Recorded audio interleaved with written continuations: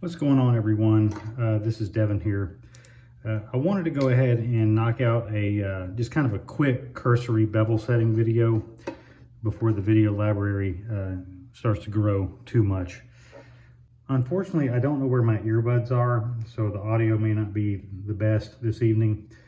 But this razor right here, for example, doesn't, it'll like occasionally cut a hair here and there, but in other parts of the bevel, it won't cut hair.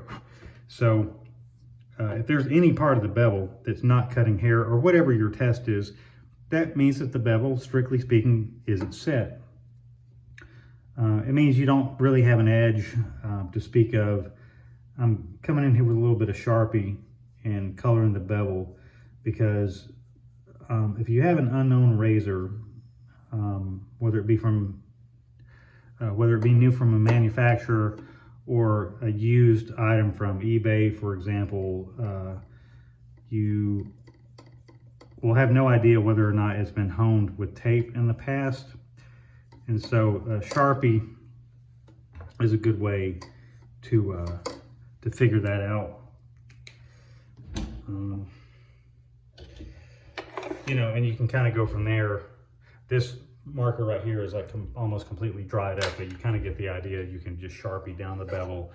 And if you have a razor that has been honed with tape, you will see that the marker has been removed starting from the hollow ground side down, and then all of a sudden it'll just stop, sometimes well short of the actual cutting edge. Okay, so that's one of the first things you have to know is whenever you do your strokes on your bevel setting stone, which we'll get into here in a minute, right away you need to know whether or not you are actually hitting the edge. And again, the Sharpie is a great way to get down to the bottom of that in either a common inspection loop or something like the Carson Micro Bright. Best case scenario, you have both at your disposal. Something like that, you can really make sense of what's going on. Both of those items are sub $20 items individually. So, you know, we have to take off enough material from each side until this, you know, the thing starts to cut easily. So what I'm going to do is start on a 3000 grit stone. And this is going to segue into really the next part of our discussion. Bevel setting can take place anywhere between, let's say, like an 800 grit stone shown here, all the way up to, let's say, like a 3000 grit stone right here. Another common stone that people enjoy with straight razors is the Shapton 1500 grit stone. Another one I'll just show very quickly is the, like for example, the Shapton Glass 2000 grit stone. So, you know, bevel setting can happen, you know, within a range of stones, not just one particular grit. So let's actually start reestablishing this cutting edge here. And so what I want to do here is just, I don't want to go any coarser than I have to, so we'll try a little bit of reverse honing. So I'll come in here with a set of circles on both sides. And I do suggest that you at least get familiar with circles, even if you find that you don't like to use them later. At least understand what they are and how to do them. But I'm going to do a set of circles on each side. Now, as an aside here, I know for a fact, so this razor has not been honed on tape, so that's not really going to be part of my inspection process here. But you would better believe if I were dealing with like an unknown eBay razor or something like that, I would be checking for the, you know, indications of tape, or, you know, whether or not tape has been used at some point in the past. So we're starting out on the least aggressive stone. We did a set of circles up and down on each side of the razor. Then I'm going to follow that with, let's say, I don't know, 20, 30 X strokes. And if at the end of the X strokes I don't have some kind of an edge, I'm going to immediately move down a stone.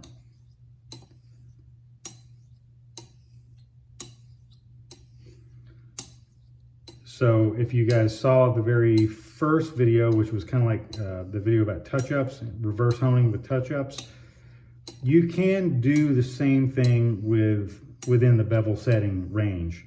So you don't have to go any coarser than you have to. And eventually you'll get a sense as to what stone that you'll generally want to start with. I don't think that reverse honing, whether it be for touch-ups or for finding your bevel setting stone of choice, is necessarily what you want to do long term, but it gives you a chance to get really familiar with the stones in each grit and figure out what you know, at what point in the progression you will generally like to start at. All right, so let's just see if we have some kind of a bevel here.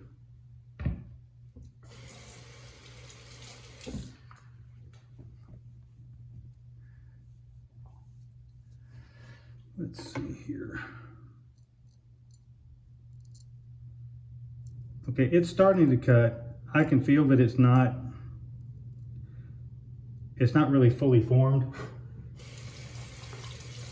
I could probably do another set on that 3K and it would be just fine, but that's a temptation you might want to avoid, because that, you know, that second set that you thought was going to make it will turn into a third or fourth set. One general rule of thumb is that if you can't reform a bevel, you know, in a set of circles and X strokes, just jump back. So I'm using the same pressure that I did on the 3K, which is just kind of medium light pressure. I'm really not leaning into this much at all. So I'm just kind of using the same exact process here. Same pressure, same pitch to the razor and all that kind of stuff, as far as how I have it angled on the stone.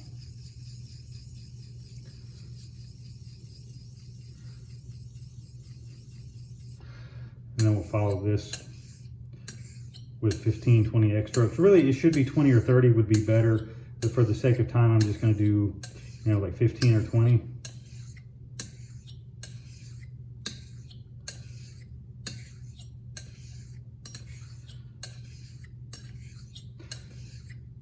My preference for bevel setting is generally going to be a 2000 grit stone, whether it be the 2000 grit glass stone, Shapton glass stone, or the 2000 grit Kuramaku, the 2000 grit Naniwa Chosera, or also known as the professional stone, or even the Arata series. Those would be, I would be glad to have any of those as well. The 1.5K, you know, the 1500 grit Shapton shown here, it's a good stone. I don't dislike the stone. It's a little aggressive for me. I would prefer to not use it if I didn't have to, but it is a good stone. It's got a really nice hard feel, much harder feeling than the 2000 grit Kuramaku, oddly enough.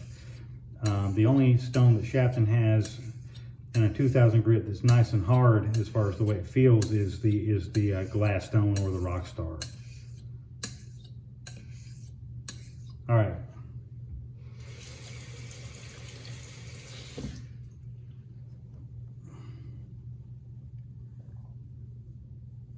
So I will see if I have a nice and easy cut here now.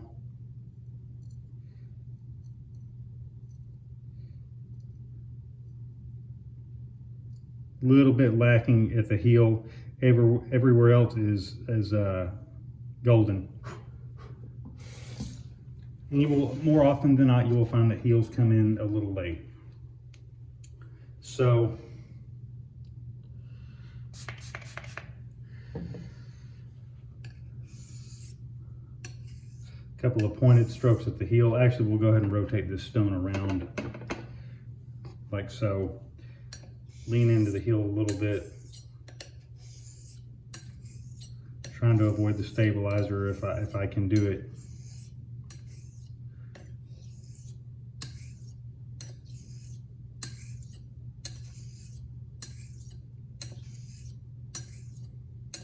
Now, hopefully by the end of my work here on the 1.5K, hopefully I will have done enough X strokes to completely eliminate those chaotic marks you get from circles.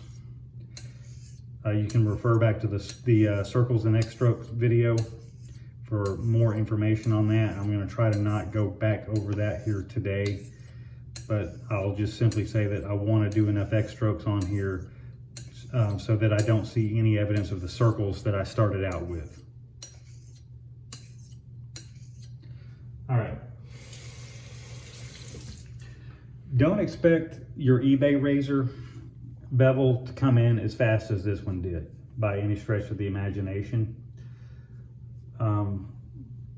There certainly are stones coarser than the 800 here, right? That is for a different level of problem child razor. You know, if you're going to get below an 800 grit stone, if you're new, definitely for sure consider just sending that thing out. Please don't take that as me doubting anyone's ability either. Truly, that's not what I mean. There's a time in the overall arc of your learning timeline to let certain things be someone else's problem. So the heel in there is 100%. That was it. Bevel was set. All right, so to recap, what we did, we started out on the 3000 grit 90 with Superstone. We did a set of circles on each side of the razor, the full length of the hone on each side. Then we followed that with, 20, 30 X strokes. The bevel was mostly there, 75%, 80% there. Still was missing in a couple of spots, and rather than trying to burn down more time on this stone, we went ahead and jumped back. And that's a good rule of thumb. If it doesn't hit on the first time, the first set of circles and X strokes, for bevel setting, just go ahead and drop back a stone if you have the stone available to jump back to. We're at the Shafton 1500 grit Kuramaku, nice hard stone. We did that same routine, a set of circles on each side of the razor, up and down the length of the hone. We followed that with 20, 24, 25 X strokes, and found that the bevel was set, except for a little, the heel was a little behind, and we did a little pointed work of the heel, and the bevel is in fact set. So we only had to jump back one stone, right? We briefly touched base with the 800 grit stone, and I'll just remind you, if I needed to go below 800, I would probably come back to that the next day and sleep on it, because at that point there's something else going on. The razor probably needs to be looked at more carefully. You could be dealing with a razor, if it doesn't want to come in on an 800 grit or a 1000 grit stone. You might be looking at a razor that's a candidate for regrinding, something like that. And again, if you as a beginner, assuming you're a beginner watching this, if you need to go below 800, just let the razor be someone else's problem. That would be my suggestion. Let someone else assess it, because there may be more going on there than just a bunch of time on a coarse stone. But that's a wrap on the video. This is my take on just practical bevel setting. I always appreciate it whenever you guys stop by, and keep an eye out for the next one. See ya.